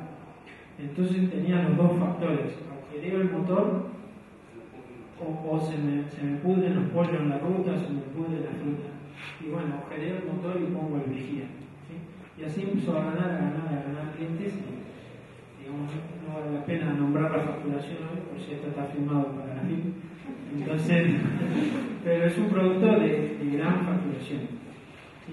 Entonces, siempre dependen las ideas del entorno sociocultural. Siempre, no es que puede ser brillante tu idea, pero no entra. Y tu competidor al lado hace lo mismo que vos, con otra calidad y una tecnología vieja, y hacen cola para comprar ahí. Entonces, ¿qué cola hay? ¿Qué pasa? Yo pongo lo mejor, la mejor calidad, lo más moderno, el otro vende y yo no vendo nada. Es que culturalmente el otro tiene un nombre cordobés y la gente lo identifica como la lomitería de Córdoba, y va ahí y come lo que le vendan, no importa, porque se siente parte de una ciudad, y lo tuyo que tiene mejor calidad, que usas menos pan y todo eso, no le gusta a la gente. ¿Se entiende? Entonces siempre hay que estar planteándose en qué entorno cae la idea, en qué entorno voy a terminar. A Galileo Galilei, sí, y a Leonardo da Vinci, y a Miguel Ángel, y a todos los que en su momento inventaron el microondas, el helicóptero, en una época en que se creía que no se podía volar. Y ya había bosquejos de lo que era un microondas y un helicóptero. Entonces, a veces hay muy buenas ideas que están a destiempo, entonces hay que saber guardarlas. ¿Sí? El mismo Steve Jobs tenía esa idea, está en el video, de tener una computadora que entre en la mano, sea como un librito en la mano. Pero no había tecnología en ese momento que le pudiera dar el gusto. Pero el tipo insistió hasta que lo logró.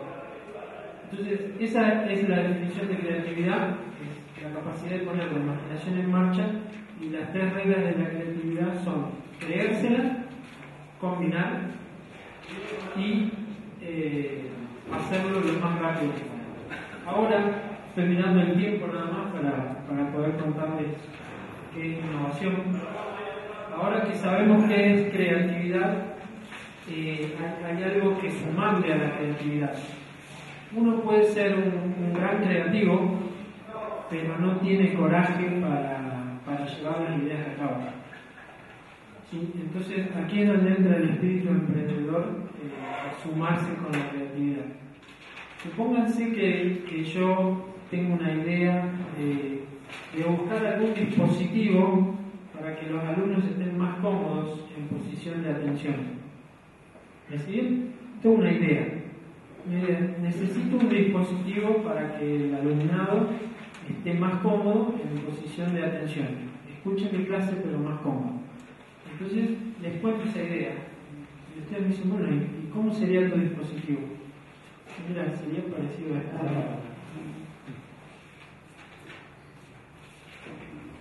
Ese es mi dispositivo. Y ustedes dirán: bueno, es lo más parecido a una silla que vi en mi vida, ¿no?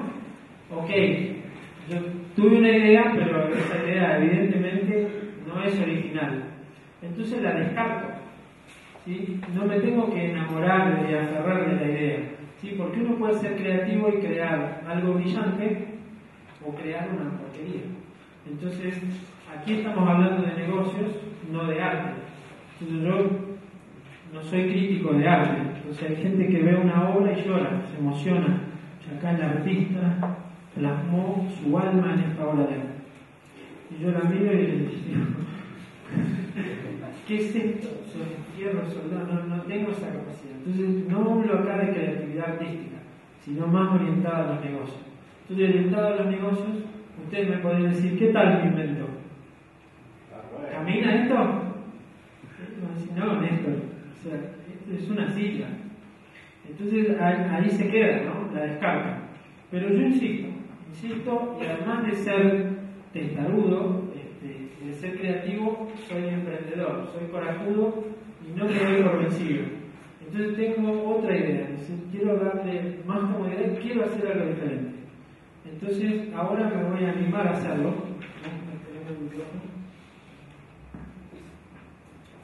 Voy a inventar otra cosa. Ahora que los alumnos vienen así. Ojo, que se va a caer. No. Está calculado. Bien. Este es mi invento. Una silla dada vuelta. Gracias. Tengo asistentes, tengo adeptos. ¿Cómo me ven ahora? Relajado, más cómodo. Hay una diferencia entre una idea y un invento, que es la ridiculez que acabo de hacer. O sea, la diferencia entre una idea y un invento es que el invento yo lo puedo mostrar. Yo me tuve que arriesgar, tuve que hacerlo, tuve que pagar el costo de ensuciarme, de engancharme. Siempre que paso de la idea al invento hay un costo, pero ustedes lo pueden ver, lo pueden tocar. Y me podrán decir, es invento tuyo, no va a andar, como dice mi mujer. Tengo varios de esos. Gracias. Entonces, para ser inventor hay que ser emprendedor, hay que tener coraje, ¿sí? Y hacer el ridículo varias veces en la vida hasta que las cosas te salen. Entonces hay una diferencia entre el creativo y el inventor. ¿Cuál es? ¿El ridículo?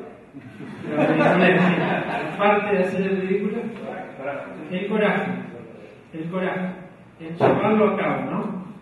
Algunos de nosotros alguna vez vendimos un auto o embargamos un departamento para armar una pyme. Y ahí nos quedamos a pata y sin casa. Después insistimos, levantamos el embargo y volvimos a sacar un crédito para armar otra pyme. Y ahí nos fue bien. Ahí compramos 2 o 3 autos y otra casa, que después reinvertimos para hacer otro negocio y perdimos los 2 o 3 autos y la otra casa. Algunos de nosotros nos gusta vivir así. Entonces, la diferencia entre el creativo y el inventor es que el inventor realmente lo hace.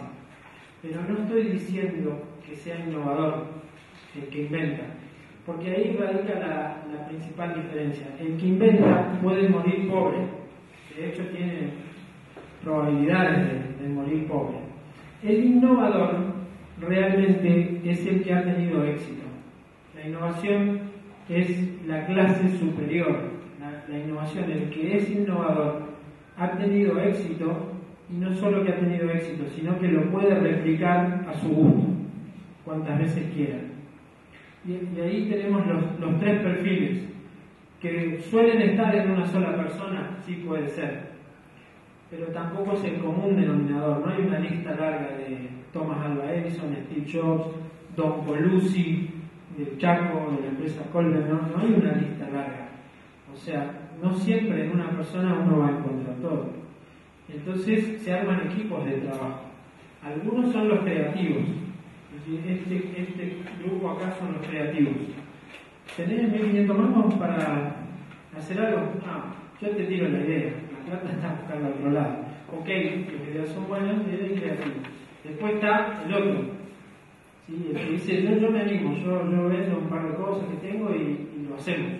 ¿Sí? Y después está el otro, el innovador, que es al que apuntamos todos hacerlo y hay que estudiar, hay que prepararse. Que el innovador, además de ser emprendedor, piensa en todo el sistema. Esa es la diferencia. El innovador realmente logra repetir el éxito. Yo, si pongo la pelota en el medio del campo, pateo y hago gol, oye, que grande, es un gol de media cancha. Hacerlo no. ¿Cuántas veces te sale poner la pelota en el medio y hacer gol? Eso no es innovación, eso es suerte. Que normalmente en el mundo de los negocios y sobre todo en Argentina, la suerte dejada, digamos, que venga sola, que venga sola, pero no es el factor con que vos vas a vivir. Entonces tenés que ser sistemático. Ustedes se vieron a mí con la silla dada vuelta. Si la silla dada vuelta, está loco, se vendiera como pan caliente, ¿no? Si hubiera una cola de gente ahí pagando 1.000 pesos por entrar a participar en el juego de la silla dada vuelta, ya habría menos que se veían venir, ¿no? Y yo pasaría de ser un inventor loco a ser ¿qué cosa? Un innovador, un exitoso. Entonces la línea entre el loco suelto y el innovador exitoso es muy delgada. ¿Sí? Entonces lo que hay que tener es un verdadero espíritu empresarial y avanzar contra viento y marea, porque si lo haces sistemáticamente, más tarde o más temprano te empiezan a llegar los éxitos. Siempre de menor a mayor. Si ustedes esperan un gol de media cancha, a algunas personas se le da, pero eso es suerte. No es lo que buscamos con los programas de innovación. No buscamos la suerte, buscamos la sistematicidad. Steve Jobs, Alva Edison, Colucci, todos tenían un factor común. ¿Qué hacía Alva Edison con la patente del bulbo eléctrico, de la bombita? Con eso solo, ¿qué hacía? Patentó eso y nada. O sea, la bombita sola no sirve. Tiene que haber un conductor eléctrico, una fuente de energía, una llave que prende y apaga, y alguien que te facture y pueda hacer negocio. Entonces Edison sí era un innovador porque pensó en todo el sistema. ¿Qué hago con un celular con MP3? Pensó Jobs. ¿Sí? Y les vendo la música a la gente, se la baja con el celular y se la vende. Revolucionó la industria de la música. ¿Se entiende? Cuando uno realmente quiere innovar, tiene que pensar en todo el sistema. ¿Sí? Por eso no es casualidad la innovación, es una disciplina que se trabaja, se estudia y hay que lograrlo. Y la definición de innovación es la explotación exitosa de ideas originales que crean valor para la empresa y para sus clientes. Si la creatividad es un cúmulo de papeles y de ideas, está bien, pero si vamos a hablar de innovación, tuve que tener un retorno, tuve que ganar plata, tuve que hacer algo, o tuve que sembrar un bosque, y ese fue el éxito, o tuve que mandar niños al colegio bien alimentados con la copa de leche. La innovación no es solo ganar dinero. El retorno de la innovación puede ser el bienestar para la humanidad, puede ser un cambio social en el equipo de trabajo, se puede ayudar a otros. La medida del éxito es muy diferente. Pero si hablo de innovación, siempre tengo que hablar de éxito. Si no, hablo de inventos. Aguantan un ratito más, les cuento cómo hacerlo en la empresa. Agua. Sí, ahí la pongo en el pizarrón.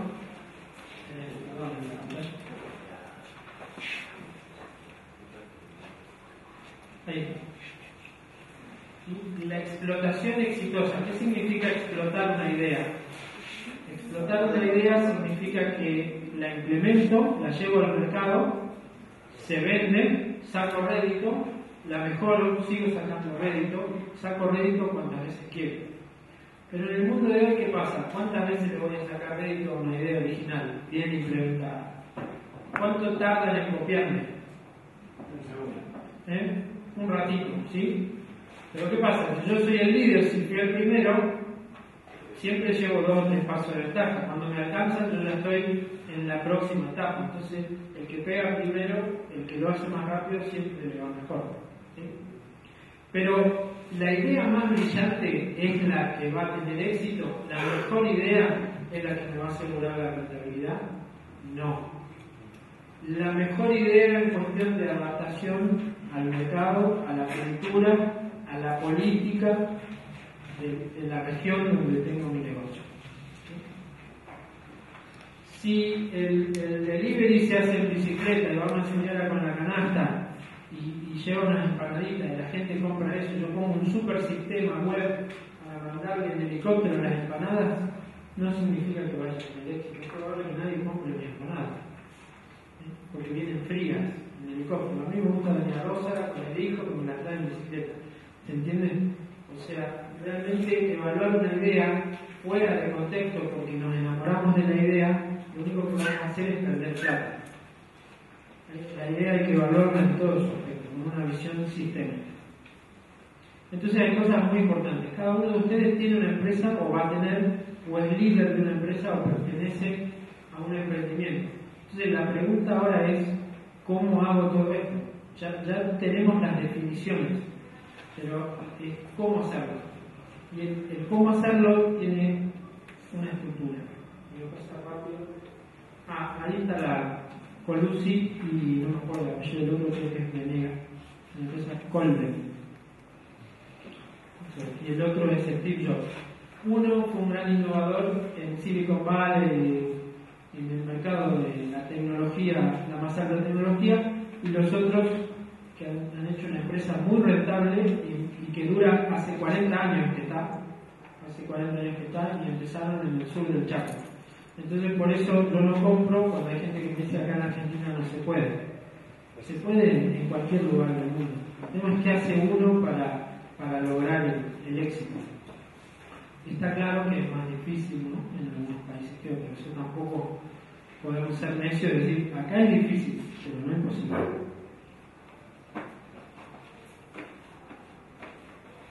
Les muestro la estructura. La innovación es una herramienta muy potente para crear un negocio, para mantener un negocio, para renovarlo. La innovación sistemática, pero tiene ciertos aspectos que no pueden faltar. Uno son las ideas. Sin ideas no hay innovación.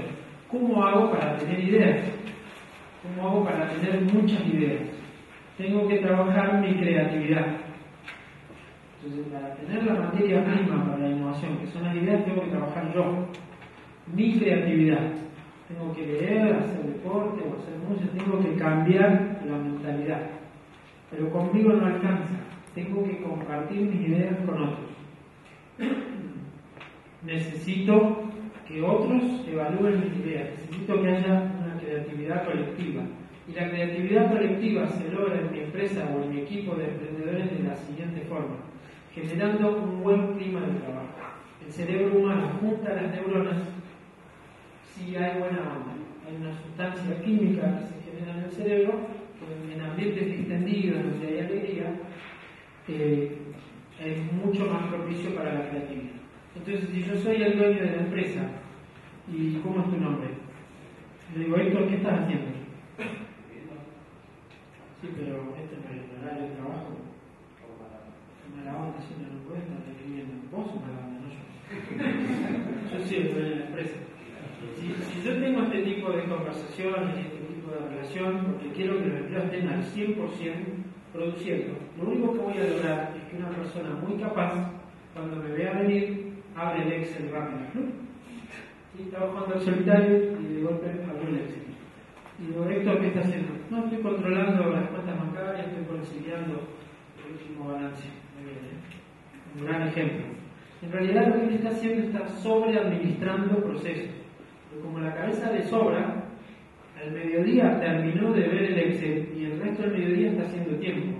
Y yo me lo estoy perdiendo como jefe o como dueño, me lo estoy perdiendo. Entonces yo debería darle el espacio a él un viernes a la tarde para que él me cuente sus ideas, para hacer algo diferente en la empresa. No digo todos los días, porque tampoco puedo. Los lunes no somos creativos, estamos pensando.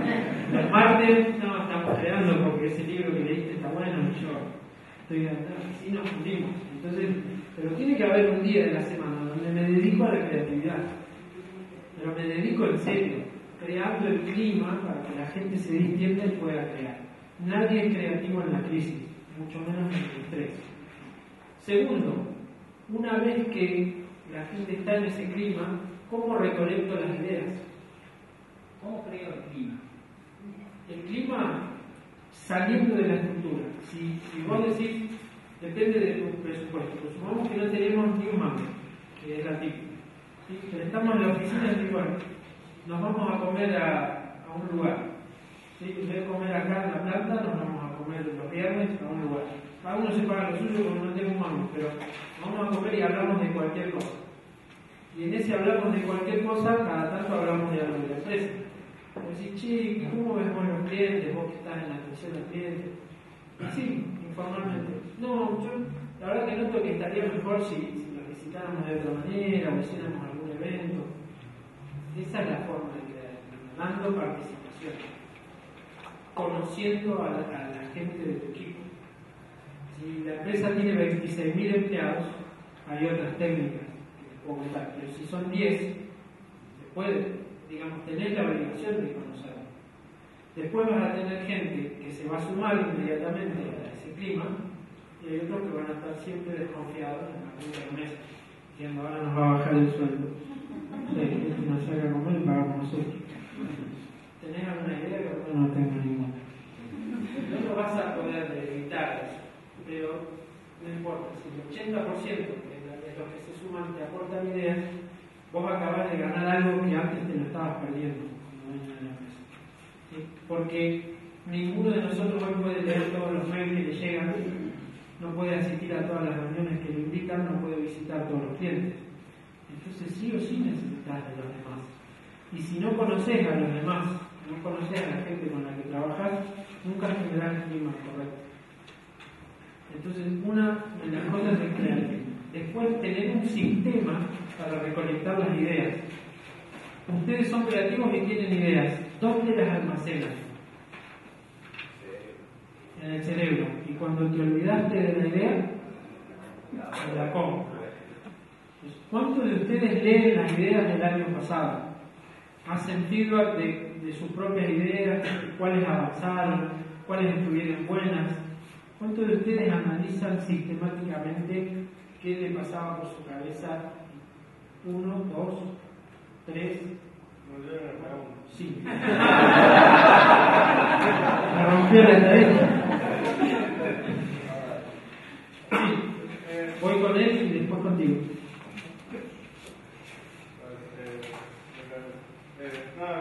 Siempre dicen que escribir una idea te queda grabada en la cabeza, mucho mejor que la computadora. Sí, depende de cada uno.